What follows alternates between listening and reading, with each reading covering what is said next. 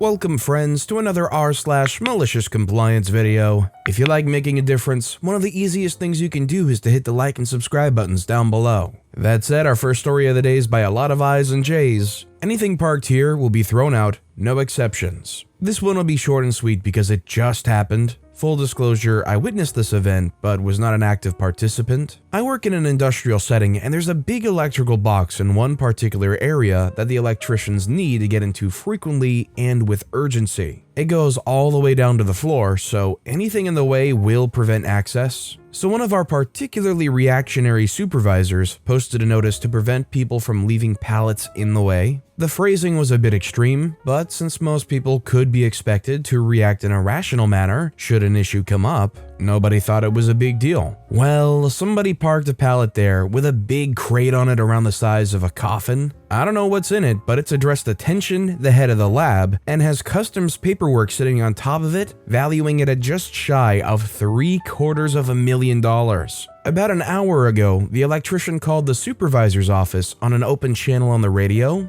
so about 10 or 15 people heard the exchange when he asked what to do with this pallet in the way. Everyone reading this has already guessed the answer. We also all heard him try at least twice to talk him out of it, but he was just talked over. Our big trash bin is attached to a permanent compactor, so anything that goes in there can be expected to be crushed within a few minutes. I took the liberty of turning it off and pocketing the key to it, which I'm going to give to a supervisor with a more level head at shift change. In the meantime, the garbage is just gonna pile up because the crate is indeed upended into the compactor. I would say obediently throwing away an expensive piece of equipment qualifies as malicious compliance, and he'll have a ton of corroboration when the poop hits the fan. I'll keep you updated. Update: somebody crushed it. The compactor is now jammed, possibly dead. The platen is sitting at just enough of an angle to be alarming and won't move forward or back. The supervisor in question is pacing around the area right now. To his credit, he's not trying to blame the electrician, but whoever put the pallet in front of the electrical box is probably going to get written up, possibly me too, because there's absolutely video of me taking the key.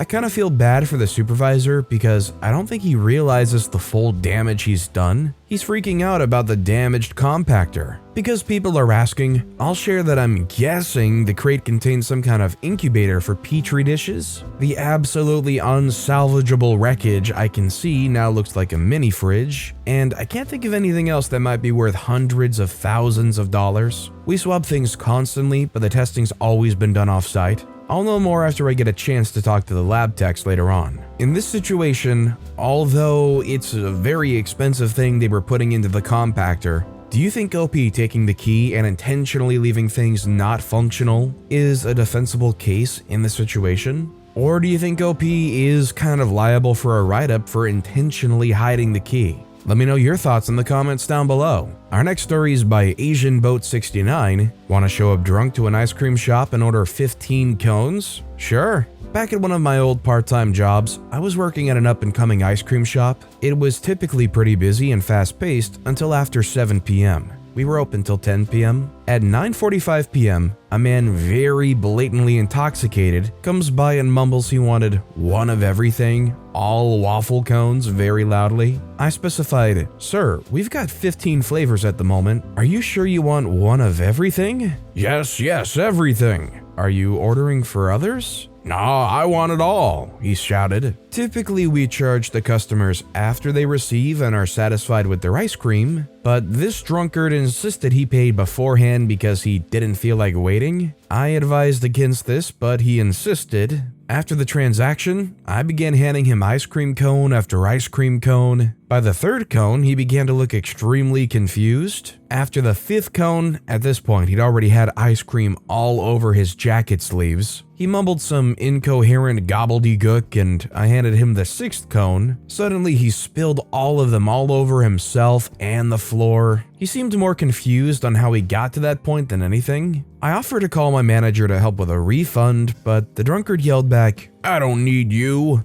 and left for a neighboring bar. He never came back for the refund. Is it just me, or is the story kinda just sad? Like, this is some guy that's totally intoxicated. I don't know what's going on in their life, but they come in here for some ice cream, and then once they realize they've made some kind of weird mistake, and they're covered in ice cream, and they see all this ice cream on the floor, they kind of just get a little angry and stumble out. I don't know, I think it's just kind of sad. It's just drink responsibly, people. This next story is by Cyber Orbit, filling all the bins with grass. This happened a good while ago, roughly 13 years ago when I was about 12. Due to living about a 30-minute drive from any form of civilization, I'd taken up whittling for fun. Just stupid wooden knives that were more likely to give a person splinters than actually cut anything, but it was something to pass the time. Anyway, one day after finishing up one day, I left all the wood shavings on the lawn. My stepfather packed a crap, complaining how it made the lawn look messy and I need to move them. Since he liked to spread all the lawn clippings under the buses around the house, allowing them to just soak into the soil and feed the bushes, I moved the shavings under there to do the same. The next day, he comes home from work and packed another crap, seeing them hidden under a bush, somewhere you wouldn't find them around the back of the house, where you wouldn't see them unless you were looking for them. I tried to argue that they were biodegradable, like the grass he puts there, but he wouldn't listen. Told me I was making excuses to be lazy and that I need to move the shavings to the rubbish, then to go to my room and stay there till dinner. A few days later, on the weekend, I was asked to mow the lawns. We had a lot of grass on our property, so this usually took about 5 or 6 emptyings of the catcher. On my first empty, I went to spread it under the bushes as usual when I thought, hang on, grass clippings like wood shavings are biodegradable, but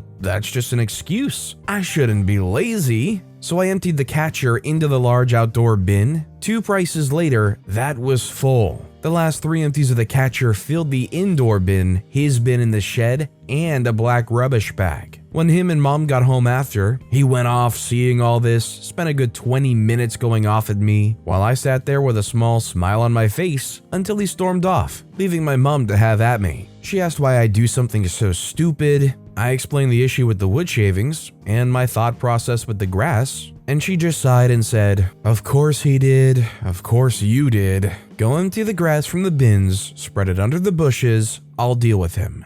So while I'm doing that, I hear mom going off at her husband, going on at how sick she is of the two of us constantly butting heads, and how this time it was 100% his fault, because he won't listen to me, the lazy teenager. He was a truck driver, raised by a farmer, and transporting farm stock for a living. I was and still am a lot better at working with my brain, so most of the exercise I did was mental, and he didn't understand half of it and just took it as being lazy, and that he needs to listen to me sometimes. That's it. One of the few times I actually got one up on my stepfather and wasn't really punished for it. Honestly, this entire story just kind of makes me feel for OP.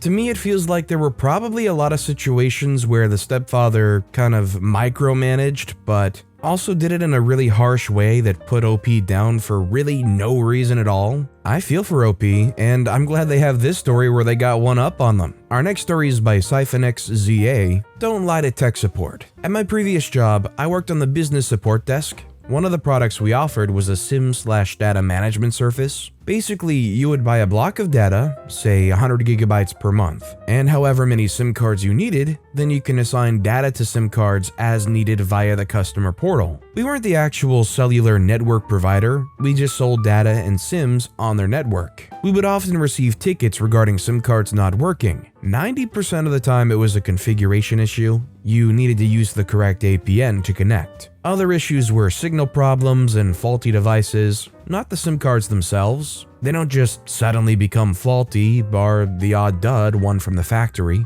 On this particular day, I received an urgent ticket first thing in the morning about a SIM that was offline and not reachable. The tech who logged it was very insistent that this was an urgent issue and wanted constant updates. I checked from our portal and could see that the SIM still had data assigned, so it was not a simple issue of running out the assigned data. Our first response in this sort of situation is to have the user check the physical SIM, take it out and reinsert it, and confirm that the correct APN was in use. Our terms and conditions firmly state that this is the user's responsibility, as the SIM could be anywhere in the country. Not long after asking the above, the tech responds that the checks have been done and asking for an ETA on resolution. At this point, I was pretty sure that they were lying and hadn't checked anything. I get a sixth sense about these things, but had no proof. At this point, our next option is to have the cellular network provider check the SIM, which takes at least a few hours. With the tech continuing to hound me, I end up escalating the call with the provider, who confirmed that there were no issues in the area and that the SIM was offline. By now, it was mid-afternoon, and I was getting very annoyed with how the tech kept asking for escalations and ETAs when I knew they were lying about performing the requested checks from their side. If they had done the checks, this would mean that the SIM card just failed after months of working. That just doesn't happen. I decided that it was time to comply with the tech's request to expedite the issue. I drafted an email confirming 1. The tech had performed the requested checks,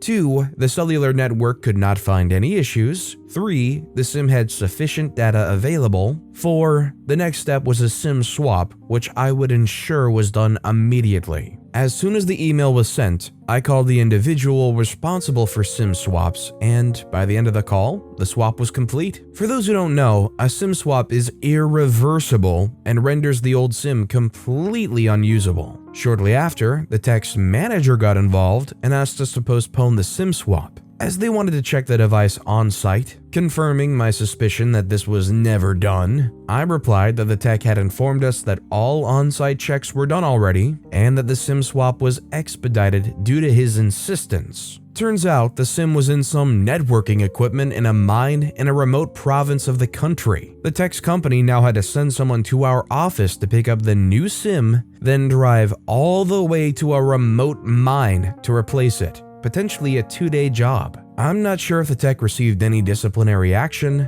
but he never asked to escalate a SIM issue ever again. There was no fallout for us, as we were covered by the terms and conditions. I mean, to be fair, whoever was saying that they were checking it, maybe it should have been explained to them that if they didn't successfully check it and it wasn't working after that they would have to replace the card in probably 2+ business days, which would mean they would do exactly the same thing as testing it. Maybe the issue was it was in a remote mine, so nobody was wanting to go out there and actually test it or something. Whatever the issue is, they should have just tested it. This next story is by Lexi the G. You can referee better than me? Show me. I'm a referee instructor, so I teach other referees how to referee. Calls, the rules, how to deal with conflict, etc. Often I hear commentary on the calls, as all referees do, so I decided to take matters into my own hands once at a local tournament. A dad was complaining about my calls, and I'd gotten to the point where I'd had enough. He yelled, "I can referee better than that."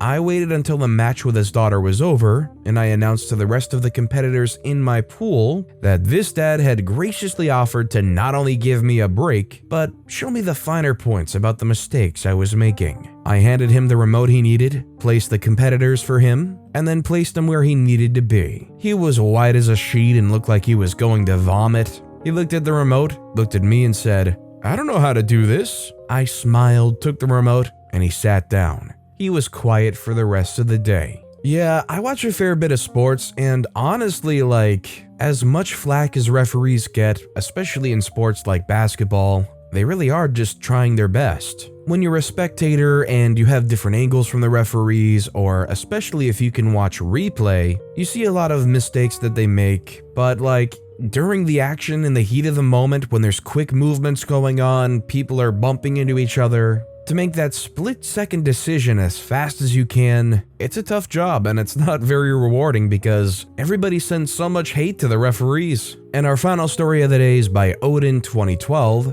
Subway Olive Policy. Roughly 19 years ago, I worked at Subway as a sandwich artist. We had a company policy relating to olives. You were to put 3 olives per 6-inch sandwich. A customer could ask for more olives, but we were required to place olives in increments of 3 or 6 each time they asked for more olives. This was to cut costs as the olives were expensive. This policy was obviously never followed. No one wants just 3 olives on their sandwich, so you would normally just throw some on and call it good. However, when a customer was rude or treated us like crap, the policy went into effect full force. The frustration and anger you could instill by leveraging this policy was amazing. And believe me when I said, we made good use of it. I'm sorry, sir/madam, but the policy states that I'm only to use increments of 3 olives at a time. Blah, blah, blah, blah, blah, blah, more olives. Okay, 1, 2, 3. Anything else? I can bet that definitely pissed some people off that really liked their olives. But with that being said, that's all the time we have for today. So of all these stories I've read today, which is your favorite and why? Let me know in the comments down below. And if you haven't yet, if you could like and subscribe, that would mean a lot to me. Whatever you do, whether it's liking, subscribing, turning notifications on, all of it helps grow this channel and I appreciate the heck out of it. So until next time, I'll see you all tomorrow with some more stories.